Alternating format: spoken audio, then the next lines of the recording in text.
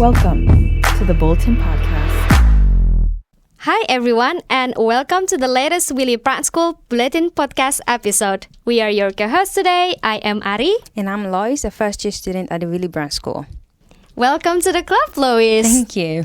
Yes, so today me and Luis are having several guests in this episode. They are working on research project called Politics and the Future of Work in Middle-Income Countries, aka PolDigWork.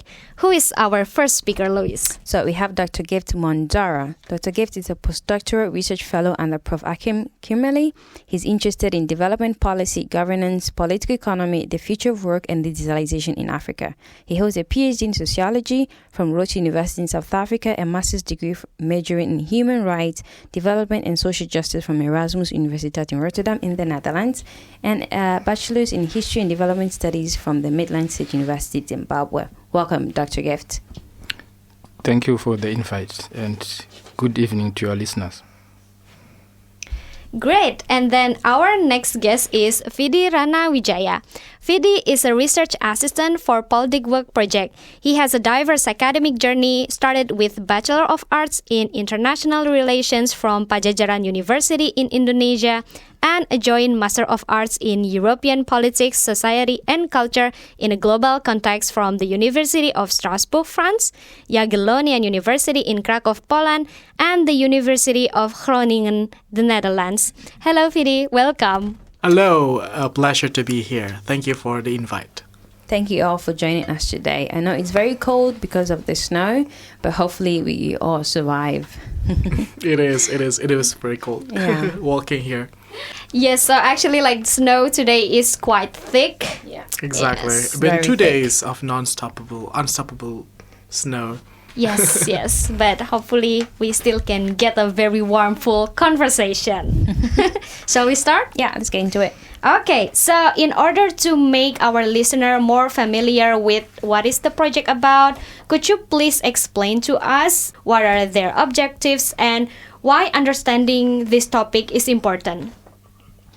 Okay, thank you. So we are having a research project called PolDigWork.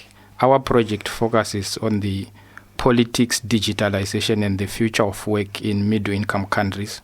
In these middle-income countries, we are focusing on 3 countries, namely Indonesia, Mexico, and South Africa.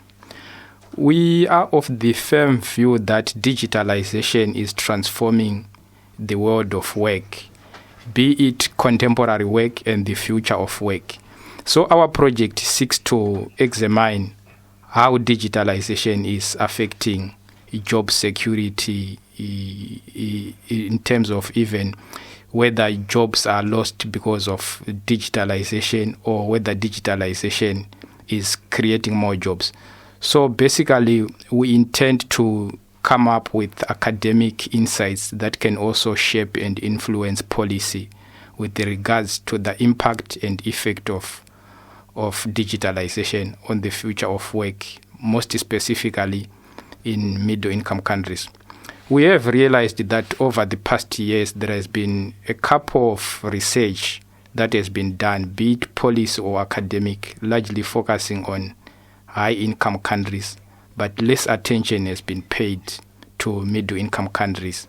So we are trying to plug in that gap by focusing on middle-income countries and try to understand the state of employment and also the state of workers in terms of how they perceive digitalization and also in terms of how government, namely policymakers, also perceive and embrace digitalization. So basically, we are trying to look at the nexus between impact of this digitalization within the policy and academic frameworks. Awesome. Thank you so much. And what about you, Viddy? Do you have any additional about that? Yes, I do. This project is actually brought to you by the Deutsche Forschungsgemeinschaft. That is the German research foundations. We've been funded for 3 years. We are going to be funded for 3 years from 2023 until 2026. And we are going to focus on 4 forms of technological change, which are the automations and robotizations, gig work and platform economy, artificial intelligence, and new forms of work or online work. And there are also 3 policy areas to focus on, which are the social policy, labor and market policy, and regulations, labor taxations. Please wait for an exciting projects coming up. Definitely, we'll be waiting. Thank you so much, Viddy. And why have you chosen to focus your research on these 3 specific countries? What unique aspect or peculiarities do they present? Yeah, so I will start with South Africa. So amongst most African countries, South Africa is one of the most developed countries, so to speak. So in that perspective, South Africa is a country that has witnessed a high magnitude of digitalization. So we thought perhaps when selecting African countries, we should focus on countries that have witnessed widespread digitalization in comparison to other countries. But also specifically looking for other case studies, we also selected Mexico, which is also another country that has also witnessed a high level of digitalization, especially when you are looking at the automotive sector. So those were some of the choices that also informed our case selection. But also specifically, we also looked at the variety of industries in terms of the South African context. The industry is so diversified. So you see in its diversity, you find different levels of digitalization. I think my counterpart might also speak on the Indonesian case study. Yes, just to add on Indonesia. So Indonesia is firstly one of the country with the large populations, which is it's the 4th or the 5th in the world.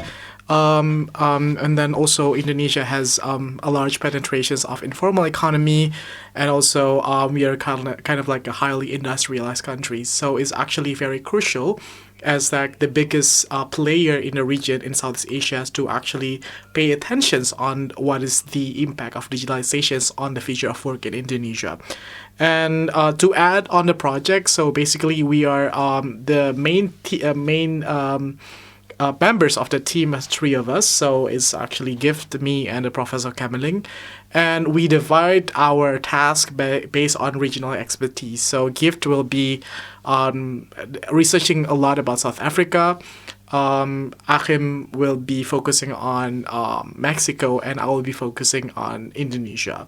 And it might be expanded as well to our regional focus, so like Southern Africa and Latin America, and also like Indonesia and Southeast Asia. Awesome. Thank you very much. Great. As you explained that how this technological change might touch a lot of aspects within our lives, we would also digging deeper into this topic, which is the technological change and the future of work. Perhaps starting from Viddy, I guess, would you like to please explain as a public policy enthusiast, how do you perceive the government respond into this such fast development? It is a very interesting question, since also it's actually related to I've been researching on. So basically, we are now seeing the show. Basically, I actually in my language, there's kind of like show of like or a race between how fast is like the policy develop and like how fast the policy can catch up with the development of technology. Because of course the technology is developing very fastly.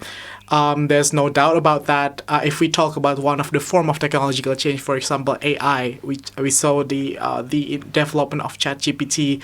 When we check ChatGPT, and 2 weeks later or like 6 weeks later, it will be so much changing, and then it's actually a challenge for a government to respond to that, how fast this technology can develop, to support how this technology can actually energize the economy, and to prevent such a bad things that might happen.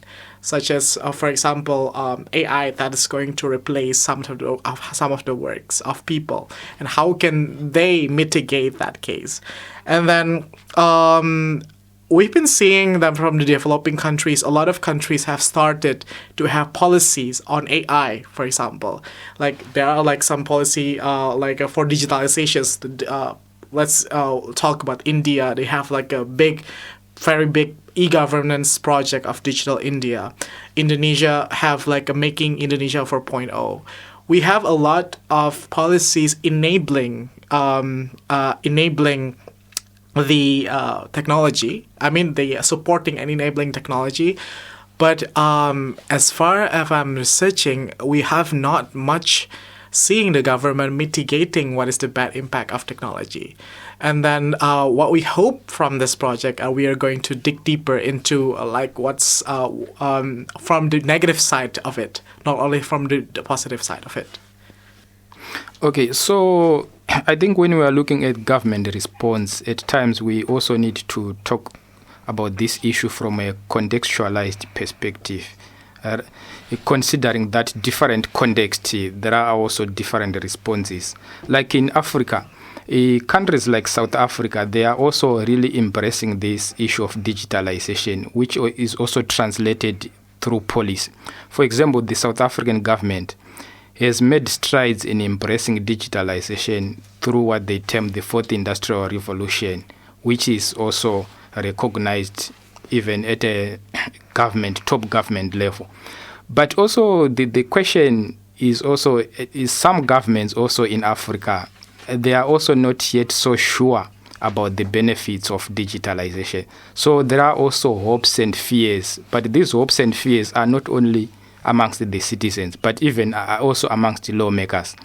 There are some who fear that digitalization is going to lead to job losses. There are also some who are of the idea that digitalization is also enhancing productivity. So I can say it's a mixed bag in terms of the expectations, hopes, aspirations, and also the fears amongst the not only government actors, but also amongst the citizens.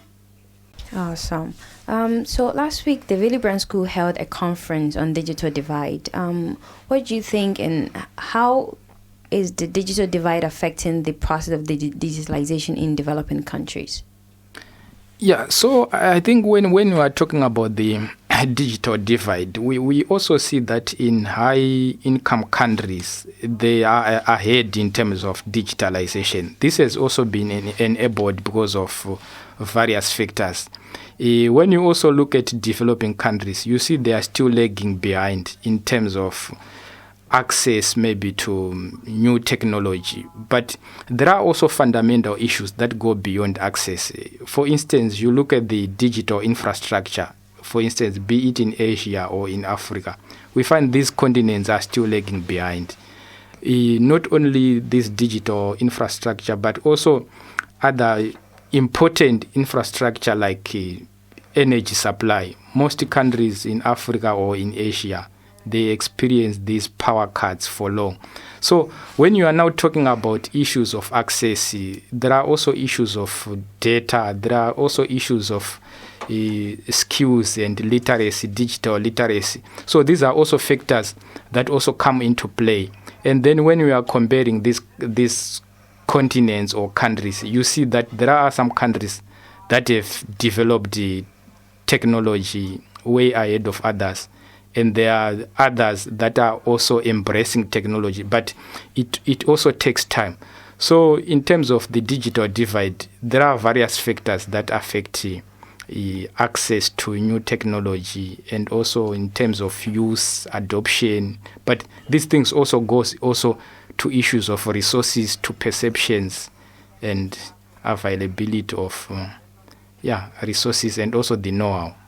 Yeah, if I may add on that, talking about dividing, like digital divide, is we're not only talking about the rich and poor. Of course, when we talk about rich and poor, there are like some people who cannot afford technology, cannot afford like to buy a mobile phone, for example, to be digitalized. But we're also talking about dynamics of gender, for example. There are some facts that's in digital jobs, basically new jobs that created by digitalizations are actually only 20% of them are actually employing women so far. As like there are like some data that women is actually being less educated in STEM, in STEM majors, that makes they are actually less competitive in the job sectors created by digitalizations. So there's a lot of dynamics on that currently, and then it has created some like horizontal conflicts also between, for example, the when app work in the platform work, we talk about like ride hailing apps. In Indonesia, as we know, like or like maybe in the several Asian countries, we have like a motorcycle are actually being used as a public transportations, and nowadays people use an applications to actually connect people, connect customers, and also connect the drivers. And there are some communities of traditional the ride hailing or like this motorcycle taxi drivers. They actually they are really, they just do, firstly, it's not that they do not want to adapt, but there is like a bigger system that prevent them to actually adapt to that, whether it is actually the arrangement about okay, we have set to actually only acquiring this area. So like those online drivers cannot enter here, for example. And also like we talking about the e-commerce. Also, it was a part of like platform economy. They just like people have already contracted to rent a place in the market. And then like suddenly, boom, the consumers are actually moving online right now. The number of consumers aren't increasing, but actually they're just like moving from offline places to online places. So like these are some kind of like new problems created, but also like by digital divides. Awesome, thank you very much. So so you mentioned digital divide creating some inequalities when it comes to women and new platforms and new workers. Compared to the developed world, do you think maybe digitalization might create more jobs than people losing their jobs? Like these new platforms or these new markets that are springing up, can they be a more positive aspect compared to maybe the job that are going to be lost during the process of digitalization? I think, I think there's a lot of research about that, but there are a lot of theories also created from that. For example, digitalizations that create like a job disappearing theory, that actually they are actually more negative about it. And there are some they actually by automation, for example, maybe like Gift will tell later about automations. By automations, there are some fears that actually robots will actually will change people, or like will take the jobs of like factory workers nowadays. And there's also, but in the other thing. In the positive is they will always say that, okay, digitalization will always create new jobs, actually. For example, there were no AI engineer before. There were no, what else, like platform works or like developer, like app developer for platform app applications. Those kind of, it also creates like a new job. So, of course, there are like there must be like some equilibrium, and people will adapt anyway. But the thing is, like with the fast development of technology, we just have to mitigate. What if there are like a sudden change happening? For example, what if like 1,000 workers suddenly lost their jobs because they are actually being replaced by robots? Yeah, I mean, it reminds me of the film of Willy Wonka and chocolate factory.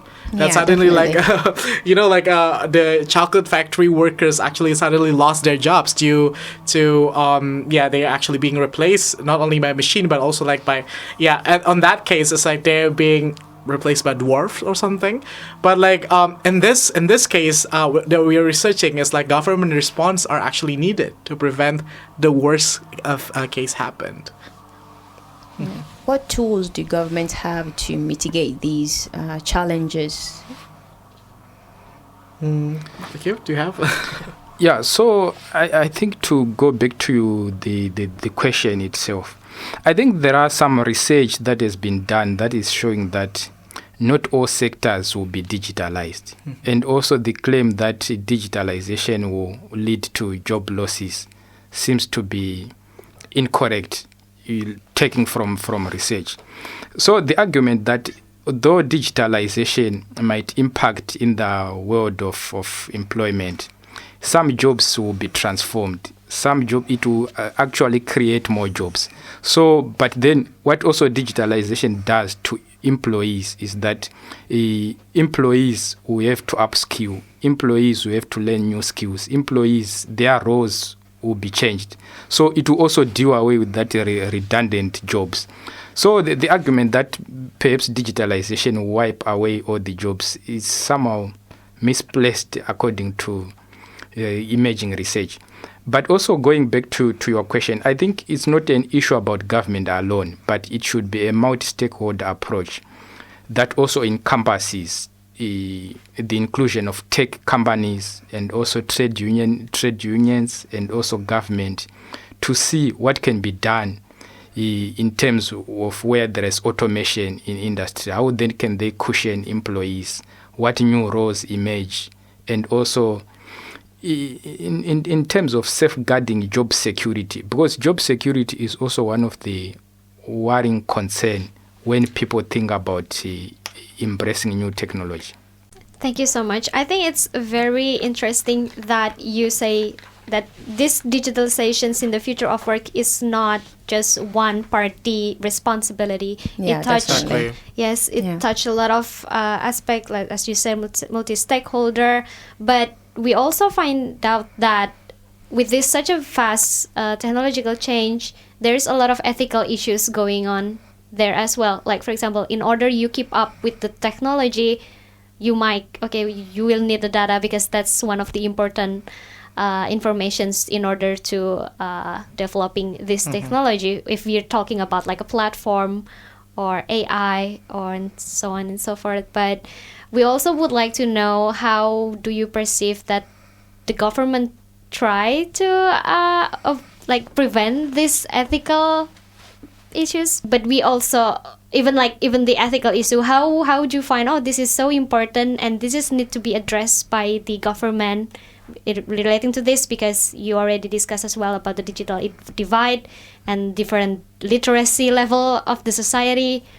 And sometimes people even have a new norms, I don't mind that my data being used by these tech companies as long as I can enjoy the service that they can provide.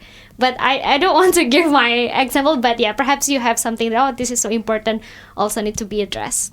Who wants to go first? Okay, I can go. Sure, I think the issue of regulation is quite important when looking at issues of digitalization. But I think there are also efforts and strides at multilateral organizations level. If you look at the EU and the AU, they've also devised these regulatory laws, and so there is no question about the regulation of artificial intelligence and all these things. But you also look at some other countries, specifically speaking in the context of developing countries, you also see that they also have this surveillance and regulatory frameworks that also at times also affects the rights of citizens in terms of their enjoyment and access to information. But also I think what is important is also there should be some regulation of digitalization, but also maybe to which extent, like what is toxic. So it's critical to understand that there should be some guardrails to check maybe what is toxic, what is harmful, what are we consuming, and what is new technology bringing to society. But then the challenge now is some governments now go to the extent of employing surveillance and all those things. Yeah, if I may add, there is regarding ethics, there are like three things that I would like to talk about. The first is data, second is education, and then the third is about arts. It's like the applications of the ethical the dimensions here on the development of digitalizations. For example, in the data, of course, like data are now being is like one of the most valuable treasures in the world. And then it has never been thought before. I never thought before that data, for example, our name, our emails can be sold in like a black market, for example, for like hundreds thousands of dollars. I really appreciate like the governments, such as like in the EU level, there are like a general data protection regulations that actually prohibits the company to collect data without asking permissions. That sometimes like people are actually just accepting cookies as they would like to go to the website already. But like there's such an efforts already. But like the two newest thing about the development of AI, first like in educations, for example, people now can use like the ChatGPT, and to how far people can use ChatGPT to make a paper, to write a paper, for example, or to write a thesis. There's like a more layer of like ethical considerations needs to be thought by the universities nowadays. There are like some university who strictly prohibits the usage of AI in making academic works, but there are some universities are more flexible to it. Yeah, we haven't set regulations, but you can use that because like it's inevitable that technology will just like will develop. And about arts and culture, for example, there are like a lot of unethical things happening also with the AI that is stealing the style of like drawing or like style of painting of certain artists. That is also like needs to be regulated in such a way that AI do not like copy the style of certain artists and then applying it to like other arts, for example, that actually that might be in the future AI will take the jobs of the artist. So there's multi layers or like of dimensions need to be considered by both the, for example, the trade unions, the unions of workers, universities, and governments about this development happening. Thank you so much, Viddy. Thank you. So our next question: how will the progressive digitalization affect your sectors of research and interest? Yeah, so I think digitalization is an ongoing process, and also like the example that I gave of different developing countries, the way how each country cope with the digitalization is different from the way another country copes and manage with digitalization. So I think there is always be areas of research, interesting areas of research. For instance, if you look at other African countries, there are some countries that are also embracing digital platforms, be it in mining, be it in agriculture. You also see there are also platforms, others are also using like drones, others are also using these new digital technologies and apps to check maybe seed varieties, rainfall patterns, climate change, etc. So I think it all depends with the country's reception of digitalization. In other countries, also African countries, though they are still lagging behind in terms of medical technology, you also see that other countries have digitalized. You see the introduction of medical drones in countries like Malawi, Rwanda, etc. So I think there are always opportunities for research in different areas, be it in mining, agriculture, manufacturing sector, automotive industry, retail, etc. Yes, but do you have a specific remarks when it comes to the digitalizations in the sectors that you already, for example, research? For example, in the automation, what you, for example, this is so important to, yeah. Yeah, I think, for example, taking in the South African case study, you see in the automotive industry, automotive sector, you find there is a lot of robotization that is happening. So this automation is also enhancing production. Maybe they used it to produce 200 cars. Maybe they are now producing 500 cars. So we see that this digitalization is also enhancing productivity. But also at the same time, we also need to look at the worker side, the employee side. Though the employers maybe have enhanced the productivity and are benefiting, but what is also happening to the jobs of the employees? Have they been changed to adopt other jobs?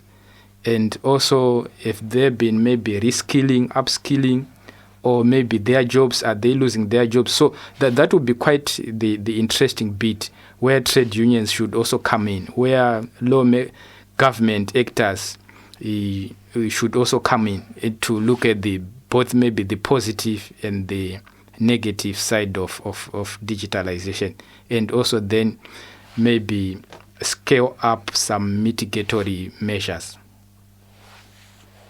Thank you so much. What about you, Viddy? Yeah, I'm talking about my sector of interest, which is the platform and gig work.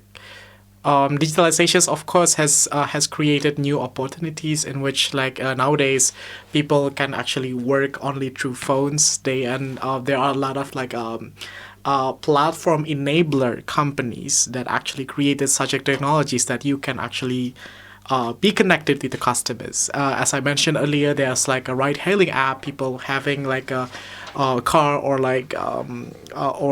maybe motorcycle taxis. They can actually, through apps, they can be connected to the customers directly.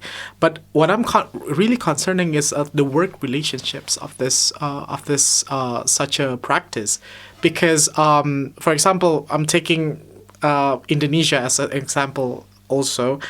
There are actually a lot of people making this job of being a motorcycle taxi drivers through apps as their main job, basically.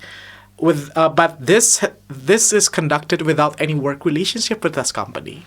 Actually, they are actually just working as much as possible with their salary, not their salary, but their payment are being solely controlled by this company. Whether or not there are a bonus or whatsoever, or maybe there are certain discounts that they actually decide to attract more customers. They also affecting the payment received by this app workers. So such a thing that is actually needs to be addressed from the government through the government's areas. And and one of the things also formal workers working in an office always get holiday payments, but it is rare occasions that these workers get their holiday payments, especially during the holidays such as Christmas or Eid al-Fitr or whatsoever.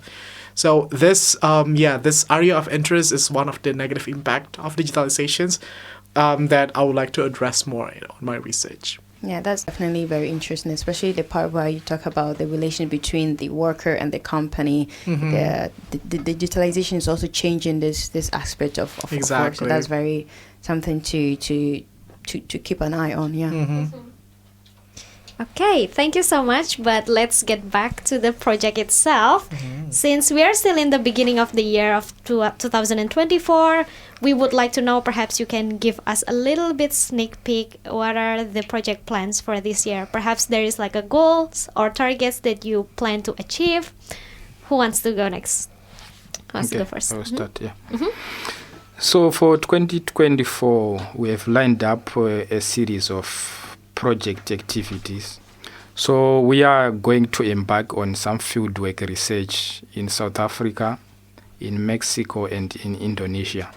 Also through those fieldwork visits, we will also use such platforms to maybe have like regional workshops with experts in the industry, be they academics, tech companies, like human resource personnel, and also policy experts and government actors. So we are also planning also maybe to generate several working papers and also journal articles and book chapters. So we are exploring collaborations with other think tanks and other universities that are also working on the same area of digitalization.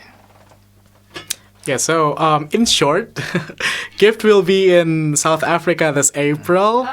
And Awesome. also he will be also like doing some conferences, like he's quite kind of like fast with that. Like he will be in the Netherlands like by the end of this month, right? And then I will be also like in 2 conferences this year, hopefully more, in Berlin and in Surabaya, Indonesia. And I'll follow up with also doing a field work and the workshop that the Gift has mentioned.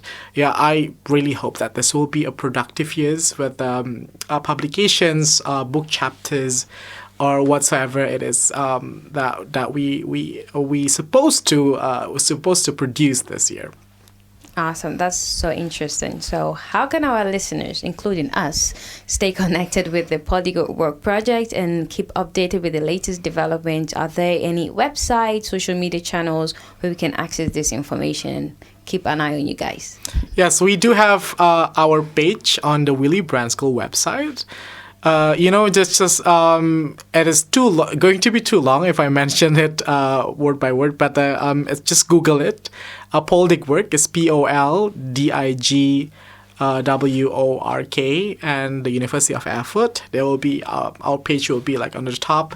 There we posted about our activities, including like the latest publications that we produce, and maybe an event that you can attend as the previous workshop or like previous public colloquium that we have. Yeah, definitely. Thank you so much. And what about if one of our listeners has a little bit questions that they want to follow up? Perhaps there is like an email of contact person that they can connect with? Yeah, they can, of course, reach us through emails.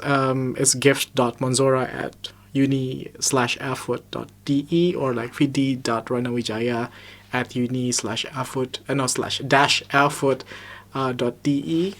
Our contact are in our page on website. Great. So those who wants to talk more about the technological change or digitalizations and the future of works, you can reach our speakers and they would be gladly to discuss with you with.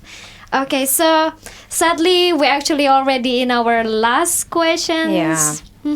But to conclude this such a very great conversations, we would like to know from your personal views regarding your vision or hope regarding technological change and the future of works. Perhaps there is like kind of a change or development that you would like to see in the future. Perhaps we can start with Viddy and then Gift. Well, for digitalizations and the future of work, I really hope that the positive impact will be greater and the negative impact, job losses, can be mitigated by the governments. And for the project, I really hope that this project can be a bridge between German and also each country's research sectors. Will it be in the policy areas or like in the political field or like sociology field and every other fields that is relevant with this project? That's it. Yeah, I think we are now living in a world where it's now a reality that we are living in an era of digitalization.